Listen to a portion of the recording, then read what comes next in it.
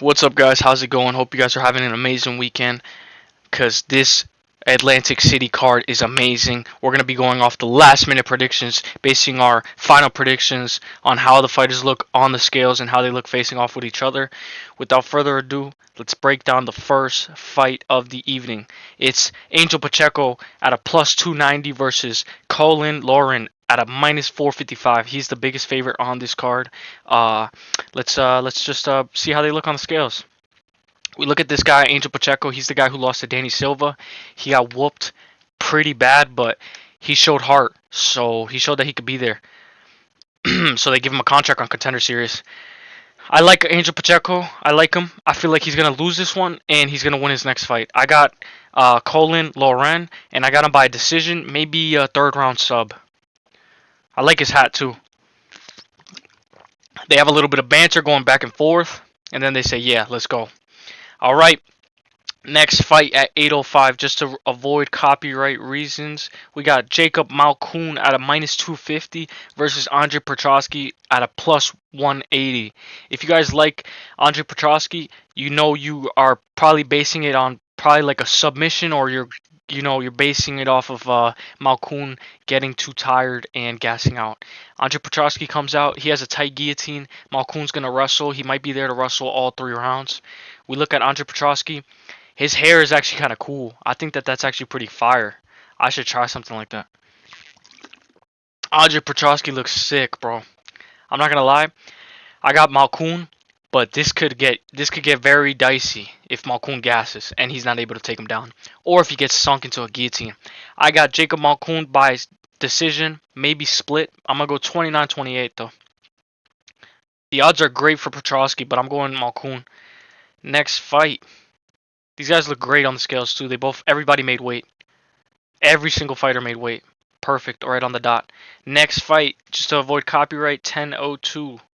10:02. We got Melissa Gatto versus Victoria Dudakova. Victoria, hang on, let's just break down the odds. Minus 165 for Melissa Gatto and plus 120 for Victoria Dudakova. If you look at them match up, Victoria Dudakova is undefeated. Melissa Gatto is the stronger wrestler. She's a little bit bigger and longer, so she'll be able to have a lot of distance management, and she'll be able to clinch up and then get her down to the floor.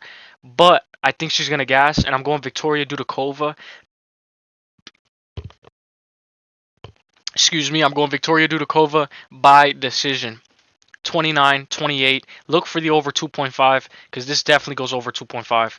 And for the other fights, the Malkoun over 1.5 is perfect. And for the beginning, the first fight, Angel Pacheco versus Colin Lauren, over 1.5 as well. The ladies look fine. The ladies look good.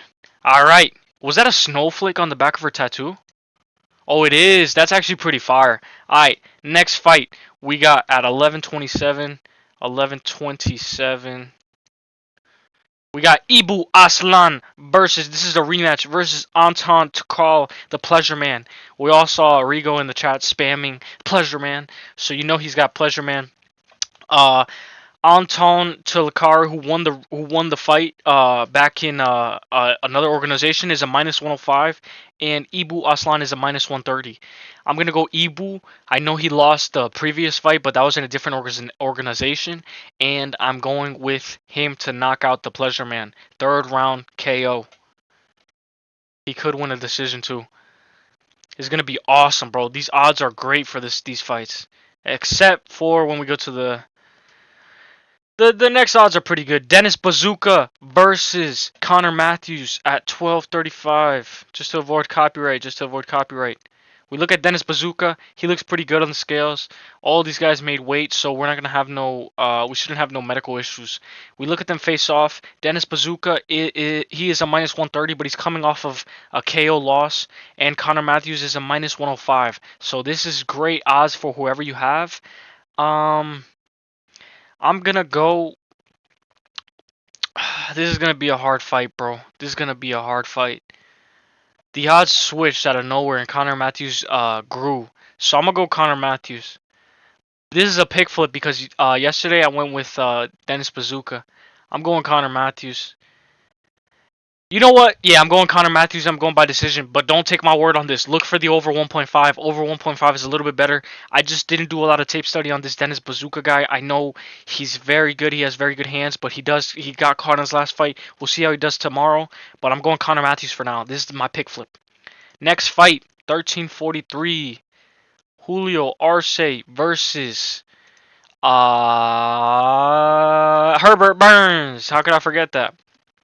We look at that. Julio Arce is a big favorite, the second biggest favorite on the card, at a minus 455, just like Colin. So he's actually at the same rate, but they're both the biggest favorites on the card. Julio Arce versus Herbert Burns on the other side is a plus 290.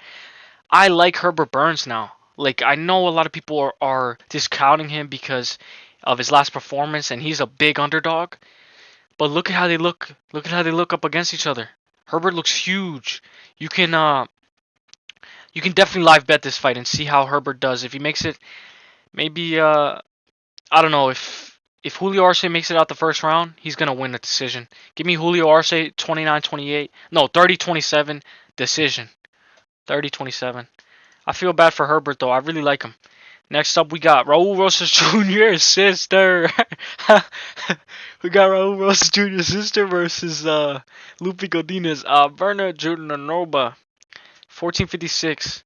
Hang on. 1456. All right. We look at them. My dog wants to come in, so I'm gonna just let him. I'm gonna let him in. Give me 5 seconds.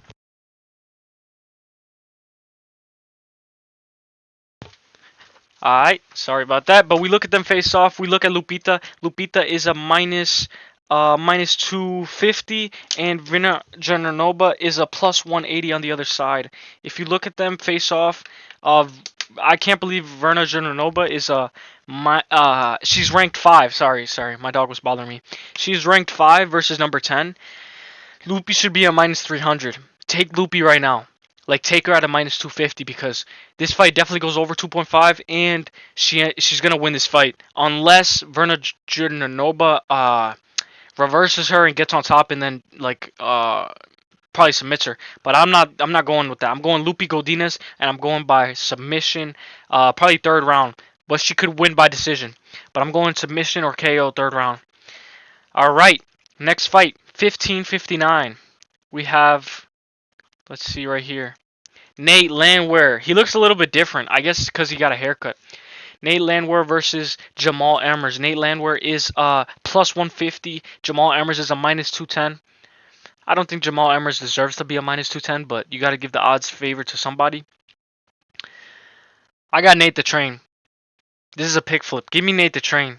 I think Nate the Train just wipes through him.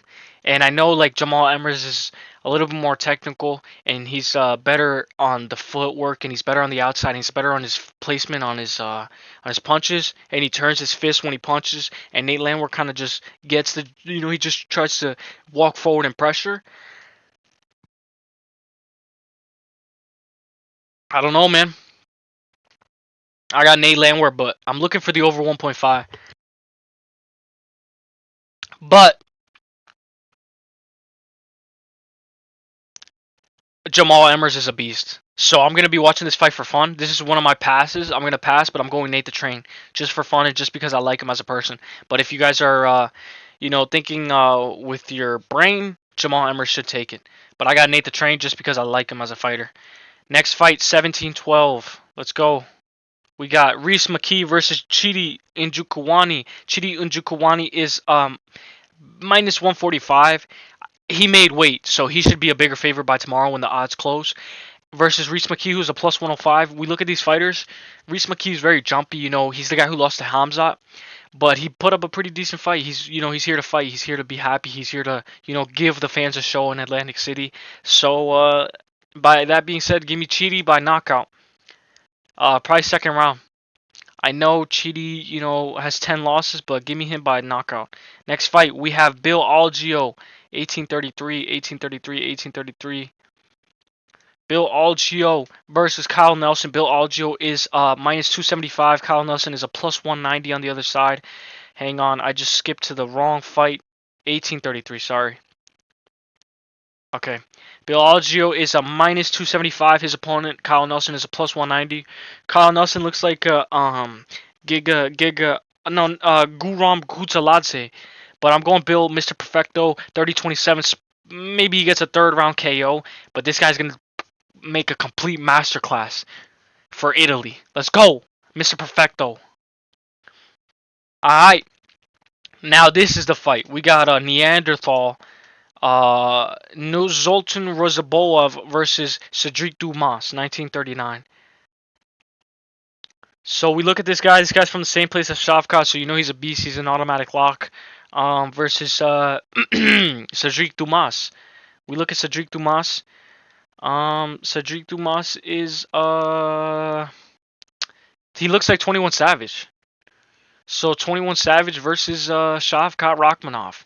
Give me the Neanderthal, Nuzanta Rozaboev by decision. I think he finishes him, maybe second or third round finish, but I'm gonna go by decision just to play it a little bit safer.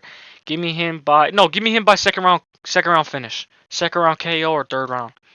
I'm gonna go second round. Next fight we have Bruno Silva versus Chris Weidman. Let's go. This is a banger, 21-20.